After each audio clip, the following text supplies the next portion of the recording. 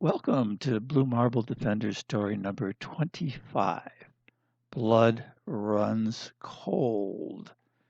This is the third and final part of the Martian invasion story. Chapter 1. Heads Down.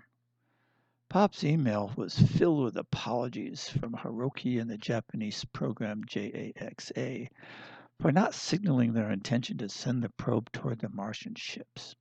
Pop's friend Patrick emailed describing the otherworldly noise and turmoil he and his family experienced as Lake Como in Italy was sucked down to alpine bedrock. His photos showed the bewildering empty crater left behind and sent a contrasting one of his daughter and him cavorting in one of the most beautiful lakes in the world just the previous week. Pops fielded phone calls and drafted a message to Deep Rock while Mom brought Leo and Rookie into the small breakout room nearby and said, "I know all of this is unsettling and you want to help, but we need to leave the diplomacy to Pops. The three of us need to hope he can prevent the military people and politicians from doing more harm, get creative and prepare a proposal to meet the Martians' needs. That's our job. So clear your minds and go back to work on air, water, while I work on soil and transition plans." When Pops poked his head into the breakout room door that afternoon, the other three defenders hoped for good news. But instead they heard, "Hey, Deep Rock and the others are still fuming, but he stuck to his earlier agreement. At least he'll give us until tomorrow to make a proposal. I believe he's only expecting us to tell him things like, take the water from the South Pacific, take air from over the North Pole, take the soil from New Guinea, stuff like that. I hope you all can be more creative than just telling them where to suck resources into those big compactor ships. But that may be the only type of proposal he's willing to listen to, since he doesn't trust us. He won't brainstorm or interact with us on any kind of creative solution. He repeatedly recites his litany of our weaknesses. This is tough to put up with, guys. Selfish, cruel, wasteful, undeserving. His impression of Earth's people is so low. I'm surprised he didn't just grab what he wanted and head home. Hey, sorry to walk in here and bring you another downer, guys. Mom commented, "For me, the downer is Deep Rock's observations about humans aren't far off the mark. Many people think and act just as he describes, but others rise above it, and I hope you would say our family is among them.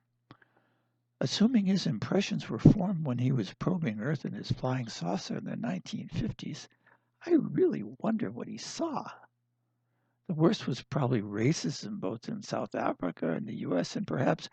Pops interrupted. "Anyway, sorry for bringing in a downer. How's work coming along?" Leo said, "Well, Pops, it's tough to keep your mind open and fertile when you know your intended audience is so critical. No good ideas have sparked yet." Pops wanted to lighten things up. He gave Rookie a light punch in the guts and said, "So why don't we take a little break and go for a walk? A short one, anyway."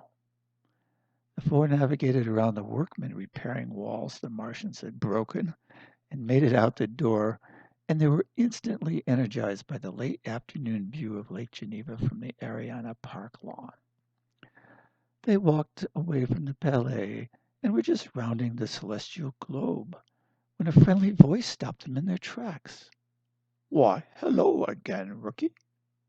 A pleasant appearing, if somewhat plastic looking being about Rookie's size and wearing a single piece of clothing over his whole body was walking up the hill toward them. He had an expressive triangular face, a round mouth, ears like flattened radar dishes, a smooth torso, and fluid motions. Rookie shouted, "Whoa! I never thought I'd see you again, Min.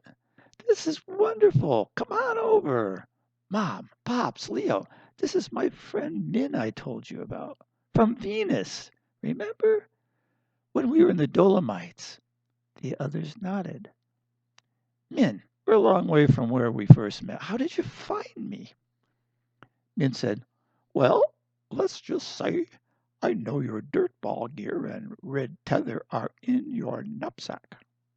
Rookie smiled and said, One mystery explained, thank you. Min, I'd like to catch up or play a game, but sorry, the four of us are up to our ears in a huge crisis. Min said, I know of your problem with the Martians, and I understand. I'll check back, and maybe we can play when you are not so busy. Chapter 2: Air, Water, and Soil. The defenders returned to the conference room and worked without a break until the pizza was delivered at dinner time. Each took a couple of slices back to their desk and continued their analysis and writing.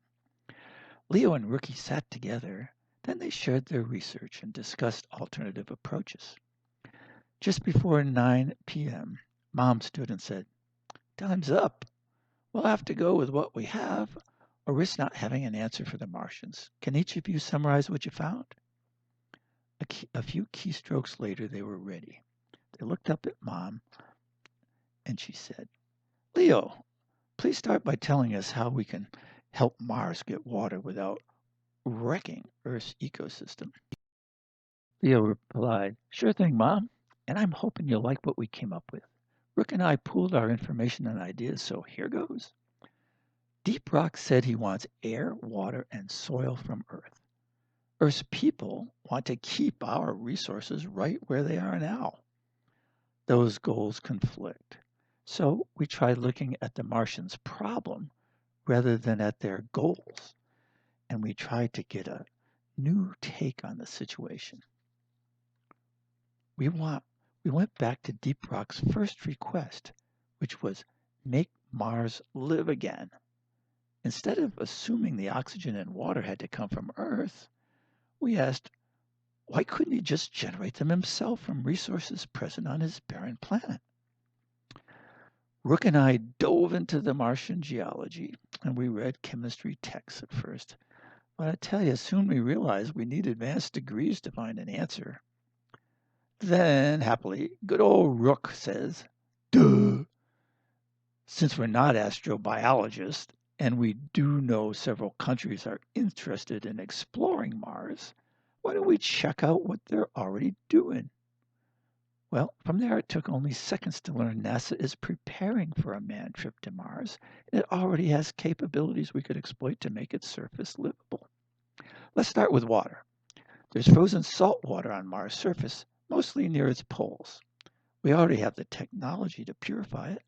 If the Martians want more in the future, NASA thinks there's a large saltwater lake under the surface that could be tapped.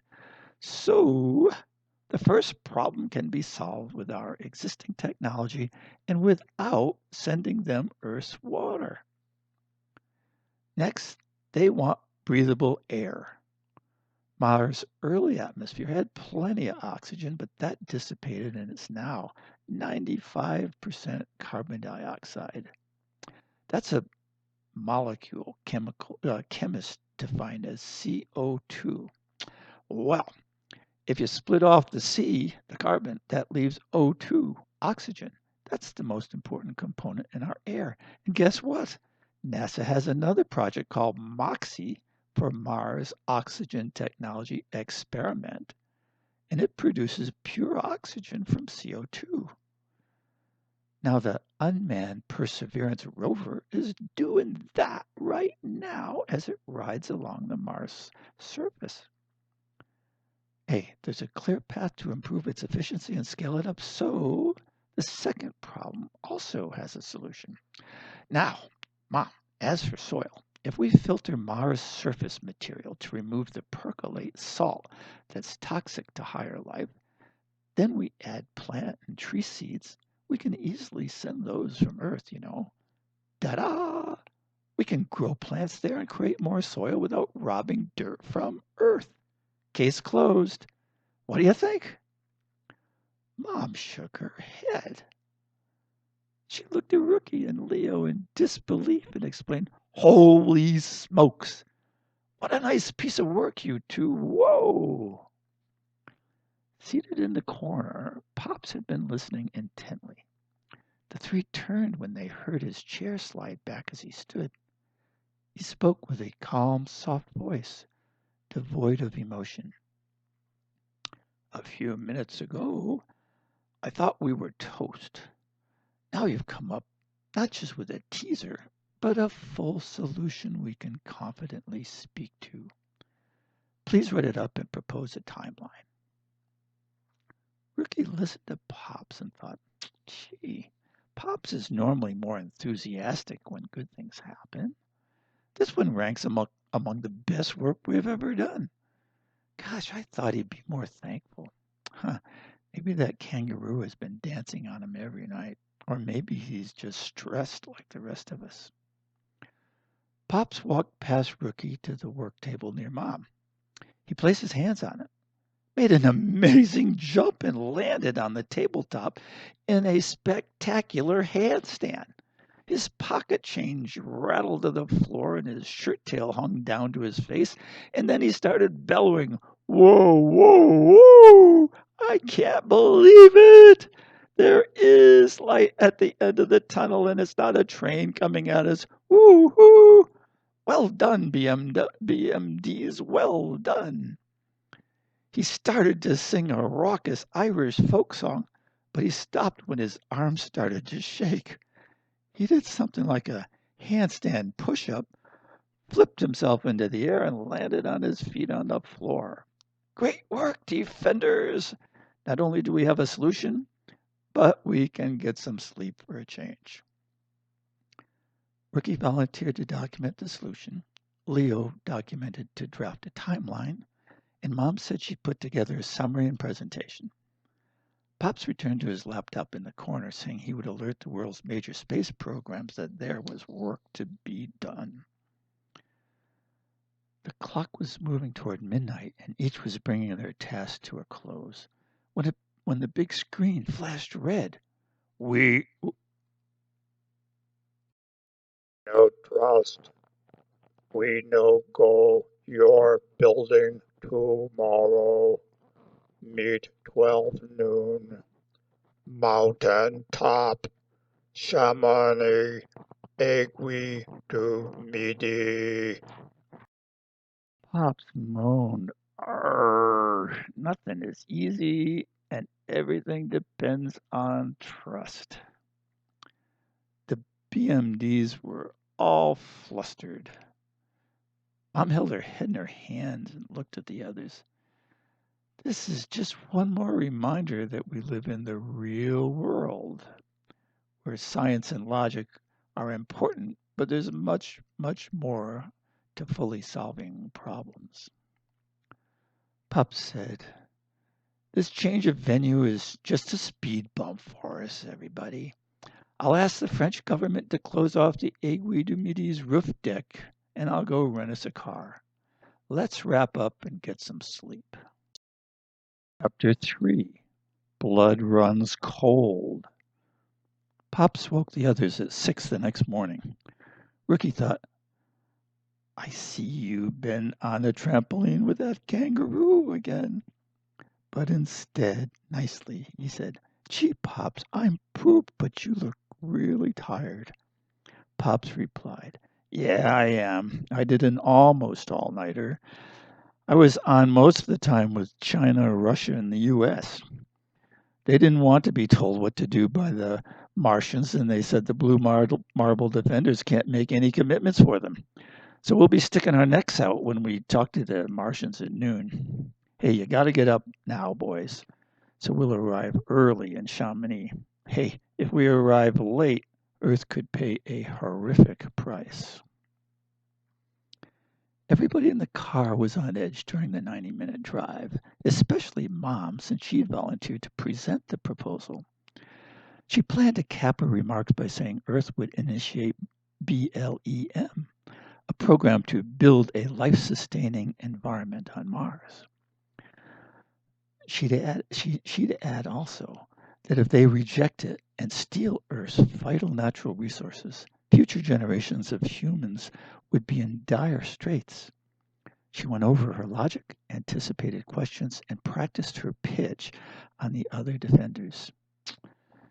They could hear her muttering, "I hope they see the benefits of having Earth as a friend." As they rose from Chamonix in the huge 45-person teleferique, passing the sheer granite cliffs of the Aiguille du Midi, Leo asked Pops, "Do you know how the Martians plan to get to the roof deck?" "No, I've been wondering that too," Pop said. Ricky looked out at the snow and glaciers. Then he grew a crooked smile and said, "Leo, this will be the first time we're up here since we were trapped in that crevasse. Let's hope we don't meet Fund again. I don't even want to see anybody smoke a cigarette." The stairs to the observation roof were blocked by 3 armed policemen, and each of the 4 was required to show their Blue Marble Defender ID card to gain access. As they emerged from the stairs, they were struck by the raw wildness of the scene. Snowfields, blocks of snow, ice, and crevasses crossed by ladders. The Mont Blanc de Tacoul, the Mont Maudit, and the Mont Blanc. You could almost touch those 3 huge mountains, but huge mountains, sharp as needles, also rose in the distance. Most were in France and some were in Italy, but those in Switzerland were hidden by the nearer ones. 3 small cable cars moved in tandem through the magnificent expanse, heading out toward Italy. The deck was empty, the wind whistled occasionally, but the sun was out, the sky was clear and dark blue. The defenders wore warm clothes and brought winter jackets in case of a change of weather. Ricky raced to the glass viewing box that allows a visitor to look 1,000 meters down through his feet, and then he paced around the deck with Leo. Mom and Pop sat at one of several tables, talking about what objections they should expect from the Martians. Then Pop saw Mom move her eyes, and he looked up at the soundlessly hovering Martian space cruiser. Its ramp slowly extended to the long picnic table across from them. Leo and Rookie sprinted to join their parents. The 3 Martians filed onto the table, and the ship soundlessly rose straight up and out of sight. The defenders rose and sat on their table, placing their feet on the table's benches and facing the Martians. Both tables were silent until Pops nodded and said, "We're pleased to meet with you here in this striking scenery, and we again express our regrets and the regrets of the governments of Earth for the unintended disruption near your fleet yesterday. We have come with a plan we believe will hopefully meet and exceed your need to rebuild a livable environment on Mars. We're happy to say we can achieve this for you without further harm to Earth. Unless you would like to proceed differently, Mom here will present the proposal now." Pops paused, gazed directly at the eyes of each Martian. They stood silently and did not respond. Mom looked toward them, and the 4 eyes of each focused on her. She proceeded to describe the plan Leo and Rookie had devised, adding, "A positive aspect of this plan is that you can build more oxygen, water, and soil from your own native resources whenever you want and in almost unlimited quantity. We will teach you how to use our technologies, give you the equipment, and include a supply of spare parts in case of any later failure. The plan diminishes none of the natural resources you currently depend upon. Your underground water and oxygen reservoirs will not be touched. We would be happy to immediately discuss where you would like to install the oxygen, water, and soil generation facilities. Our scientists and engineers are ready to take the first step and travel to Mars to review site plans and test our technology on larger samples of your ice and CO2. Now, this plan will deliver the resources soon, but not immediately. We are prepared to help you build a transition plan that gradually ramps up the operation and ties to your timetable for moving your community back to the surface, and Mom was startled by a loud toot from Deep Rock and felt vibrations run through the entire observation deck. Whew! She was shaking. Flashed on Deep Rock's dome. Oh, no trust, no trust, no trust, no transition. We want now.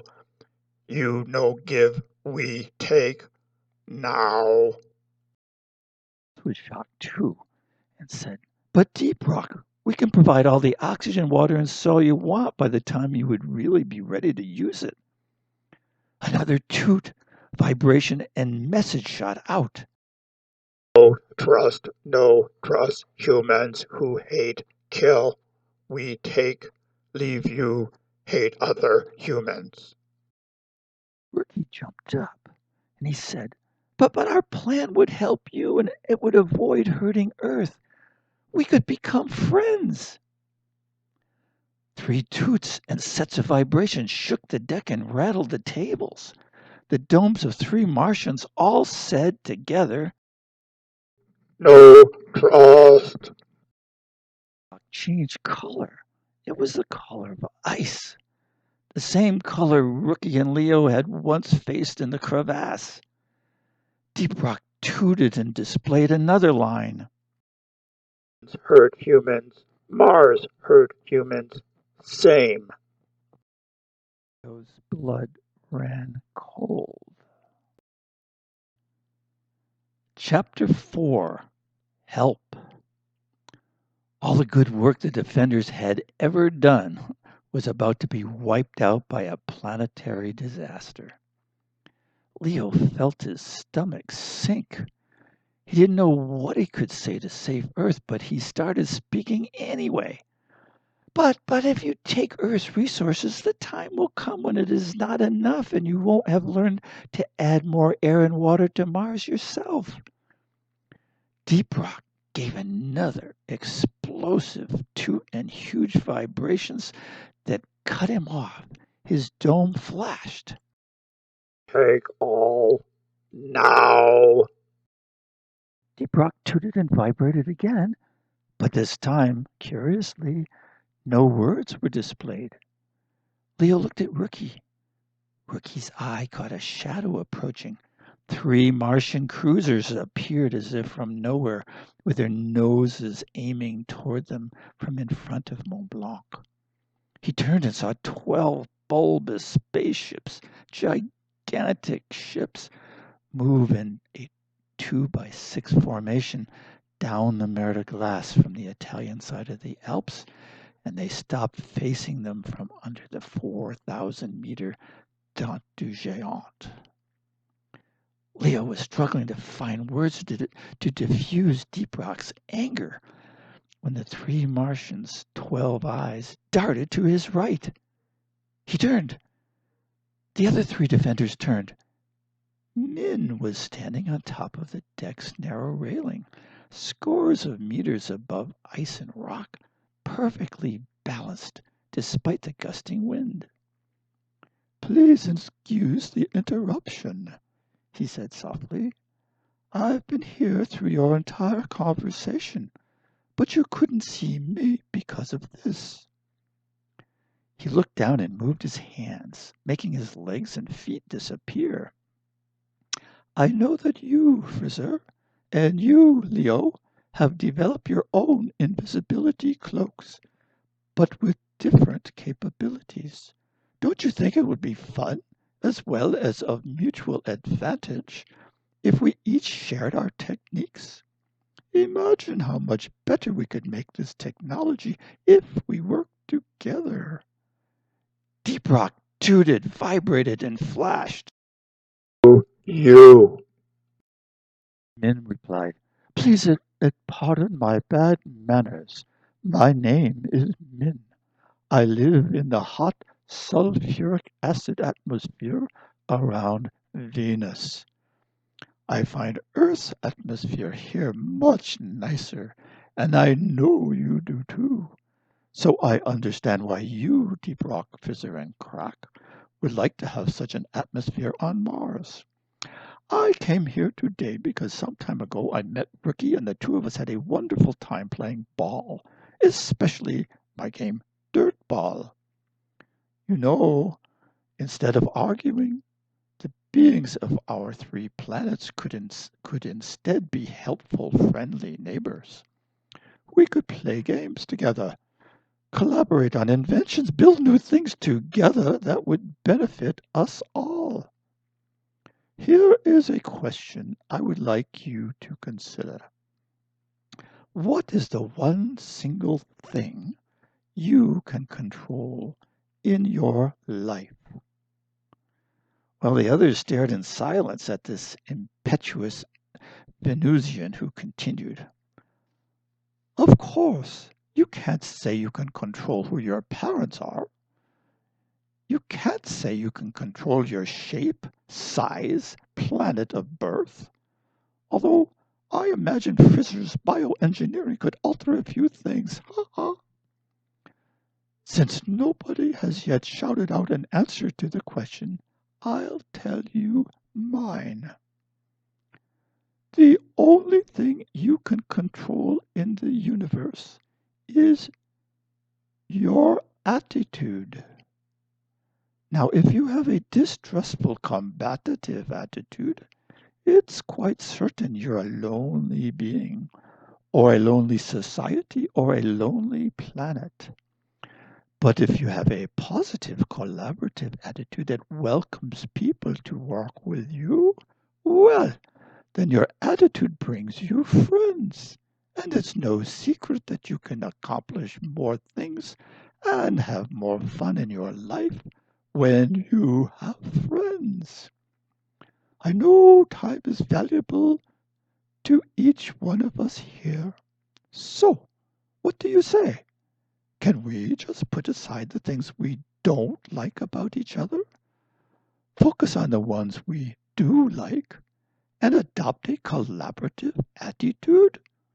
There's no doubt that working together would advance all of our technologies. There's no doubt that together we could make Mars' surface livable. Of course, the result would not be instantaneous. Everything takes time, but working together, collaboratively, we can make them happen as surely as we are on this mountain this afternoon. I do understand if you are surprised as well as doubtful of the first Venusian you've ever met, especially since he appeared balancing on a railing in a mountain wilderness. But if you want proof of a collaborative attitude's value, we could start right now. We could share the secrets behind our three different invisibility cloaks, and each one of us could return home able to make improvements in our own design. We could next prove the value of a collaborative attitude down there. He pointed to the void below the railing. No one moved until he said, come on now, take a look. This is not a trick. The Martians hopped down from the table. The defenders rose and they all moved toward the railing. Crack tooted, vibrated, and flashed. Silver thing. The geodesic dome, a dirt ball dome. It houses the best ball game you will ever play. Rookie played it once. Rookie, tell them what you think. Rookie said, it's awesome. It's the most fun I ever had on any ball game. And Min, this dome, it must be 3 times the size of the one you set up for me last time. Yes, Rookie, it is. And Croc, I could build one of these on Mars' surface. You could fill it with a tiny fraction of the oxygen you just borrowed from Earth. With a dome like that, or a dozen bigger domes, you could be living happily on the surface very quickly if you were to follow the recommendation Mom just made to you. Min directed his gaze from one to the other of those in front of him. He opened his arms wide and said, no, before we go down and play a few games, Can Earth and Mars agree to collaborate? Mom and Pops looked at each other, knowing this was a special moment in Earth's 4.5 billion year history, and they nodded. Deep Rock tooted, vibrated, and flashed. Agree. And Crack did the same. Deep Rock tooted, vibrated, and flashed again, but instead of words appearing on his dome, shadows passed over the deck as the fleet of spaceships rose and departed. Min gave 2 thumbs up, made a megaphone with his hands, and called out, "So let's go!" He backflipped off the railing, sailed down 60 meters, and landed like a feather. Crack and Frizzer hopped onto the railing like cats, dropped off like stones, and somehow slowed before they landed gently. Leo and Rookie looked down the 60 meters. Rookie rolled his eyes. Leo locked eyes with him and called down, "We'll be down there soon, you guys," via the stairs. Deep Rock, Mom, and Pops remained near the railing, watching the Martians chase Min and throw snowballs at him. Pops said, "Deep Rock, we will work hard and earn back your trust through our actions. And you well know that the power of your spaceships gives us every incentive to do so." Deep Rock's dome turned a warm shade of red. The three returned to one of the tables, and Pop said, "Deep Rock, now that we're friends, and if you don't mind, I've wanted to ask you 2 questions since the moment we met. My first question is, since Martian's nutrition comes from rocks and you ingest it through your suction cups, why do you care so much about having soil? The second question is, what purpose does that slit on your body serve?" The 1 meter tall Deep Rock started bouncing up and down on the table next to Mom and Pops. He turned a bright, bright red. Then he tooted, vibrated, and flashed on his dome. Answer 1. Looked at him, and after a moment, Deep Rock tooted, vibrated, and flashed. Corn. Popcorn. Pops glanced at each other with confusion on their faces. A moment later, Deep Rock tooted, vibrated, and flashed. Only tasty treat on Mars. All want more, more, more, more. Mom and Pops looked at each other, and they smiled in amazement. Deep Rock then flashed. Answer 2. Frizzer in then slid. Now all have more taste from popcorn, popcorn. 4 arms popped out from under him, and he frantically pulled his hands toward his slit, away and toward it, over and over again, as if he was shoveling popcorn in. Then he hopped off the table, whispered to the deck railing, and focused his eyes down on the 5 new friends as they entered into the dome to play dirt ball. Mom's eyes showed her astonishment. She shook her head, contemplated what she just heard and seen from Deep Rock, gave Pops a bewildered look, and said, "Oh my, it'll take me a minute to get my head around this. The Martians are so eloquent about morality. Do you, do you really think they might have robbed Earth of its air, water, and soil just so they could play ball games outdoors and grow more popcorn? And can you imagine Frizzer inventing and giving everyone a whole second digestive system just so they could better enjoy that popcorn? Popcorn? Really?"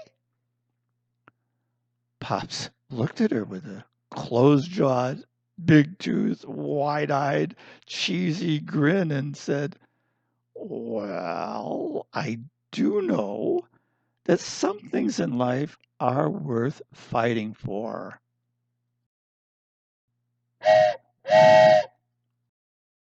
And that's the end of Martian invasion.